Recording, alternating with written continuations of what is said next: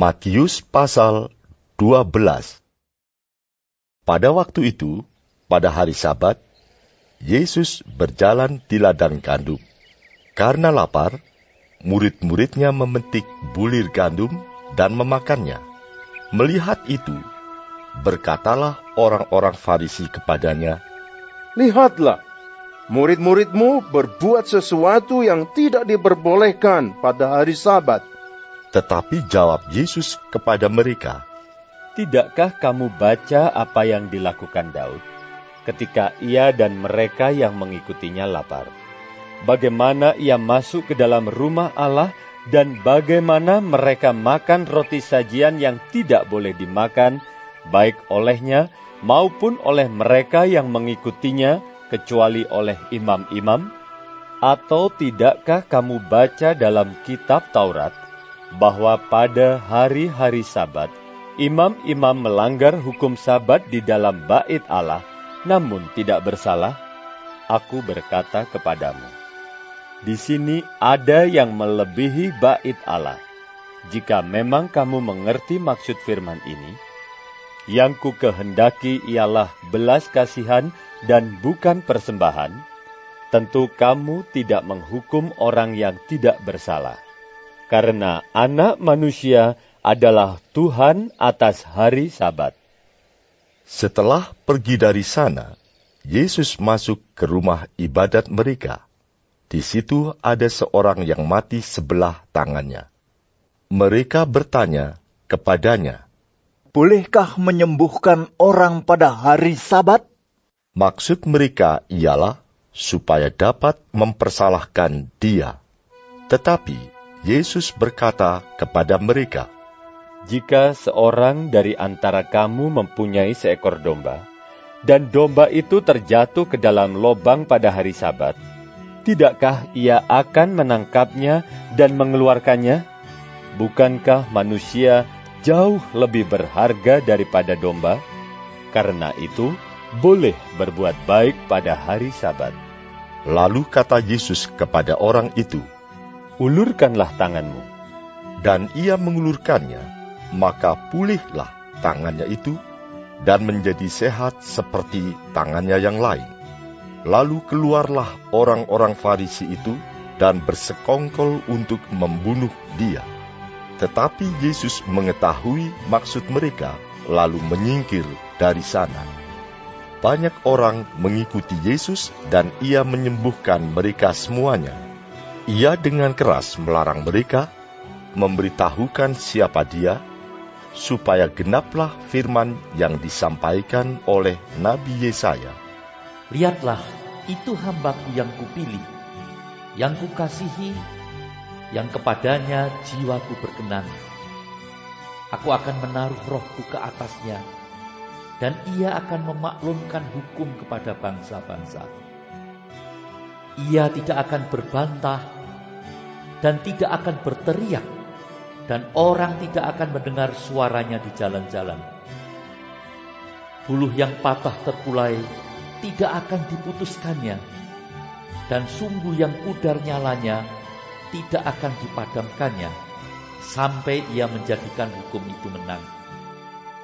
Dan padanyalah bangsa-bangsa akan berharap." Kemudian dibawalah kepada Yesus seorang yang kerasukan setan. Orang itu buta dan bisu. Lalu Yesus menyembuhkannya, sehingga si bisu itu berkata-kata dan melihat. Maka takjublah sekalian orang banyak itu, katanya, "Ia ini agaknya anak Daud." Tetapi ketika orang Farisi mendengarnya, mereka berkata, Dengan Beelzebul, penghulu setan, ia mengusir setan. Tetapi Yesus mengetahui pikiran mereka, lalu berkata kepada mereka, Setiap kerajaan yang terpecah-pecah pasti binasa, dan setiap kota atau rumah tangga yang terpecah-pecah tidak dapat bertahan. Demikianlah juga kalau iblis mengusir iblis.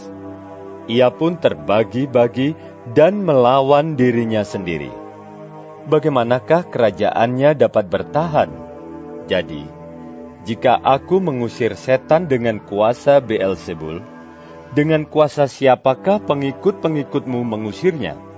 Sebab itu, merekalah yang akan menjadi hakimmu.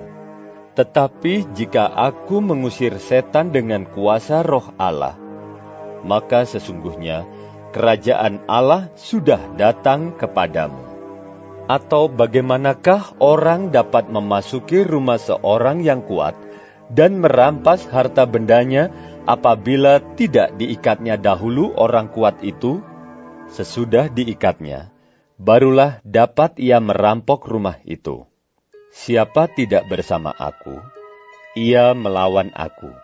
Dan siapa tidak mengumpulkan bersama aku, ia mencerai-beraikan.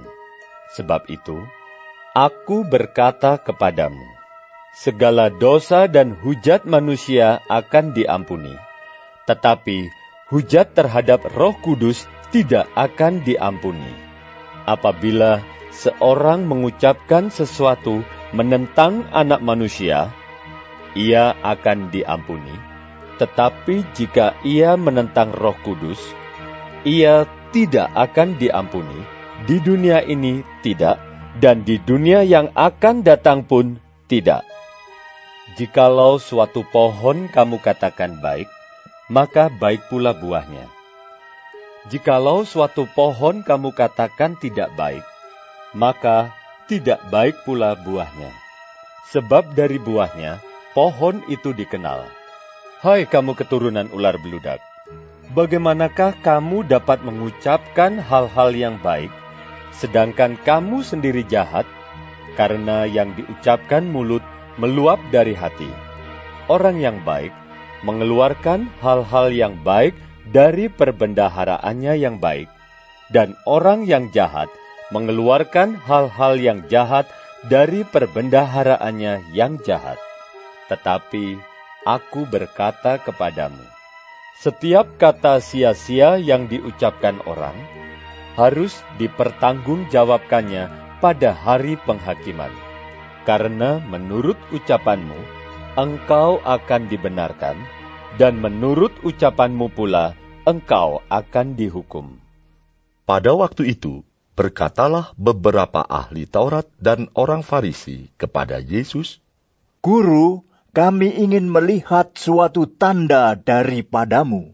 tetapi jawabnya kepada mereka, Angkatan yang jahat dan tidak setia ini menuntut suatu tanda.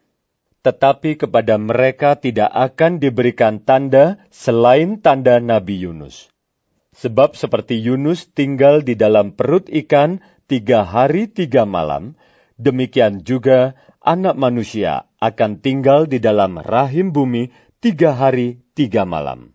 Pada waktu penghakiman, orang-orang Niniwe akan bangkit bersama angkatan ini dan menghukumnya juga. Sebab orang-orang Niniwe itu bertobat setelah mendengar pemberitaan Yunus, dan sesungguhnya yang ada di sini lebih daripada Yunus. Pada waktu penghakiman, Ratu dari Selatan itu akan bangkit bersama angkatan ini, dan ia akan menghukumnya juga.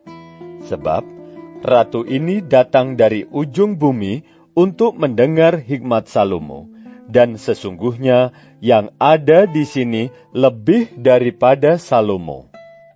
Apabila roh jahat keluar dari manusia, ia pun mengembara ke tempat-tempat yang tandus mencari perhentian, tetapi ia tidak mendapatnya.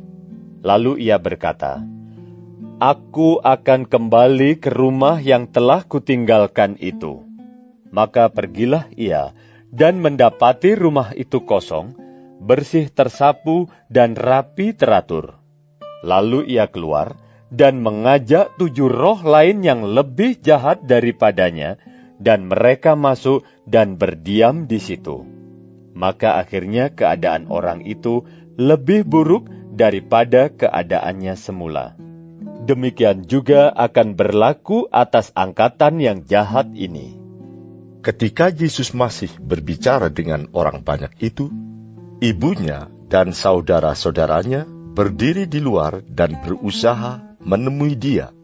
Maka seorang berkata kepadanya, Lihatlah, ibumu dan saudara-saudaramu ada di luar dan berusaha menemui engkau." Tetapi jawab Yesus kepada orang yang menyampaikan berita itu kepadanya, "Siapa ibuku?